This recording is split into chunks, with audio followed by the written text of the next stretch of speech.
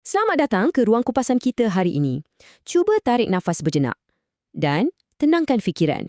Hari ini, kita akan mulakan satu perjalanan minda yang agak puitis, menyelami jauh ke dalam jiwa kita sendiri.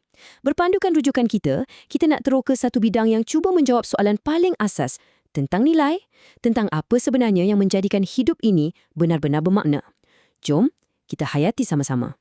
Pernah tak di tengah-tengah kesibukan kerja atau urusan harian, anda tiba-tiba berhenti dan terfikir, apa sebenarnya yang membuatkan sesuatu perkara itu bernilai?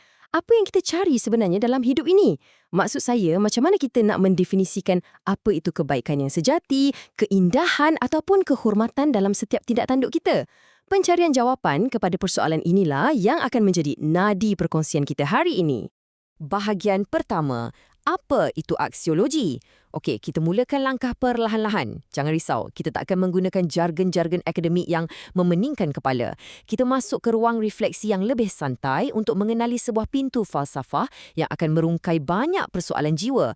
Jadi, apa itu aksiologi? Aksiologi ini bukanlah sekadar teori yang kering di atas kertas, ya. Kalau kita teliti dari sumber rujukan kita, ia adalah satu kajian tersusun tentang prinsip-prinsip yang memandu hidup kita setiap hari. Kalau nak tahu, perkataan ini berakar umbi dari bahasa Yunani Purba, gabungan maksud bernilai dan kajian.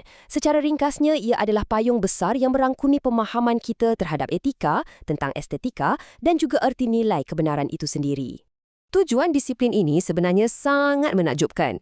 Aksiologi cuba untuk mengukur sesuatu yang seolah-olah mustahil untuk kita ukur dengan alat ukur biasa. Contohnya, macam mana kita nak timbang berat sebuah kesejahteraan atau keindahan? Bolehkah kita menyukat betapa luasnya kebebasan atau dalamnya kebijaksanaan dan keadilan itu? Nilai-nilai yang tidak ketara di mata inilah yang sebenarnya memberikan makna paling mendalam kepada kewujudan kita di muka bumi ini. Bahagian kedua, memoles cermin karakter moral. Di sinilah kita mula mengubah sedikit arah pandangan kita. Kita tinggalkan sejenak perbahasan abstrak tadi dan terus melihat ke dalam fitrah manusia. Mari kita fahami sifat karakter kita melalui satu perumpamaan yang sangat-sangat indah. Cuba dengar dan hayati baik-baik kata ini. Kita mesti bersinar terang dari teras semula jadi kita, memoles cermin kita supaya kapasiti yang berkembang mencapai tahap mekar yang sepenuhnya. Hayati kesunyian di sebalik kata-kata ini. Ia mengkemukakan satu metafora yang sangat mendalam, bahawa kesempurnaan diri itu bukanlah sesuatu yang kekal statik. Ia adalah satu usaha yang berterusan, satu pembentukan yang memerlukan tindakan aktif daripada kita. Bila kita bercakap tentang memoles cermin, ia ibarat begini. Bayangkan jiwa dan moral anda sebagai sebuah cermin yang pada asalnya sangat jernih. Tapi lama-kelamaan, cermin itu berhabuk. Jadi, membina karakter moral ini ibarat perjuangan tanpa henti kita untuk memoles dan mengelap cermin tersebut. Kita buang segala habuk keserakahan, gangguan duniawi dan keinginan asas kita. Bila kita sudah berjaya membersihkan halangan psikologi dalaman ini, barulah potensi moral kita yang sebenar dapat memantul dengan sangat terang dan jelas. Bahagian ketiga, tahap perkembangan moral manusia. Okey, dengan perumpamaan cermin yang dipoles tadi kekal dalam fikiran kita, mari kita alih sedikit rentak penerokaan ini. Kita akan melihat pula bagaimana pakar psikologi memetakan rangka kerja bagi melakar perjalanan seumur hidup hati nurani kita ini. Perkara paling penting di sini ialah kemoralan kita itu sebenarnya bertumbuh dari dalam diri. Fitrah kebaikan kita ini bertindak seolah-olah satu manual arahan semula jadi. Ia memandu kita untuk menjadi cekap dalam bersosial. Moraliti berkembang secara spontan, selari dengan tumbesaran fizikal dan kapasiti akal kita. Melalui interaksi dengan manusia lain, kita mencuba, kita melakukan kesilapan, kita belajar. Dan dari proses cuba jaya inilah, kita secara semula jadi didorong untuk terus menaik taraf peribadi kita dari hari ke hari.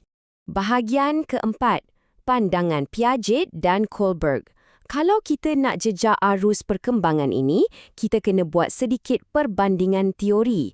Jadi kita jeda sebentar di sini, kita nak memberi ruang untuk mengenali dua tokoh psikologi perkembangan kognitif yang sangat hebat dalam melakar peta pertumbuhan moral manusia.